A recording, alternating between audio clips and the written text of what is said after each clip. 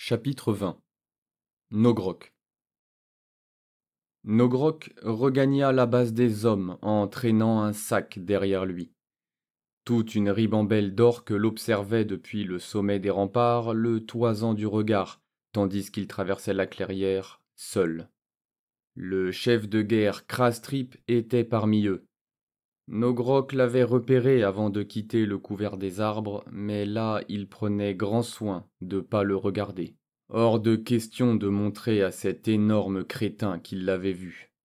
Les plus observateurs des orques remarquèrent que le sac de Nogrok était fait de vêtements déchirés et moisis, assez grands pour aller à des orques, affichant des motifs bleus distinctifs des Deathskulls, et ils devinèrent plus ou moins ce qu'il en était. Pour la plupart, ils virent rien venir, parce qu'ils étaient à peu près aussi observateurs qu'un tas de crottes de squig.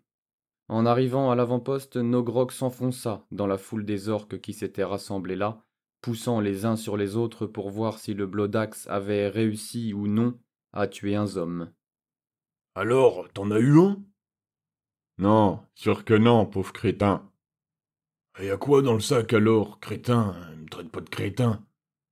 C'est pas toi que je traite crétin, c'est lui que je traite crétin. Nogrok ignora les orques qui lui cédaient le passage bien plus volontiers qu'il l'avait jamais fait.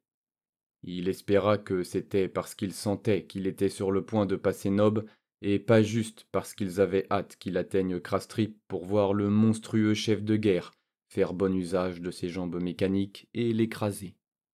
Il gravit donc l'escalier menant en haut de la bâtisse en soulevant son sac pour éviter que son contenu cogne contre chaque marche au passage. Dès qu'il émergea au sommet, Krastrip était là, prêt à l'accueillir. T'es revenu alors? Grommela le chef sans se donner la peine de cacher son immense déception. Me v'là, en chair verte et en os, chef. Fit Nogrok qui ajouta à voix basse. Et pas grâce à toi. Quoi? Rien. Tiens, j'ai un cadeau pour toi. Nogrok plongea la main dans son sac et en sortit la tête du homme qu'il avait tué. Les hommes catachants avaient jamais trop de cheveux. Aussi fut-il obligé de prendre la tête à l'envers avec 2 doigts dans sa bouche desséchée et le pouce calé sur le menton. Il la jeta en direction de Krastrip. Elle heurta le sol et roula de ci de là avant de venir s'arrêter contre l'une des énormes bottes de métal luisant de Krastrip. Le chef de guerre se pencha pour ramasser la tête du homme décapité, qu'il scruta pour s'assurer que Nogrok essayait pas de le tromper. Si ça te suffit pas pour me donner la place de noble de Dancy, tiens, j'ai quelque chose qui te fera peut-être changer d'avis. Sur ces mots, Nogrok retourna son sac. 6 têtes d'orques tombèrent et partirent rouler dans tous les sens, les 6 têtes des Deathskulls que Krastrip avait envoyées pour le tuer. La puissante mâchoire de Krastrip se mit à pulser tant il serrait les dents. Très bien. T'es un nob. Nogrok. Le sournois.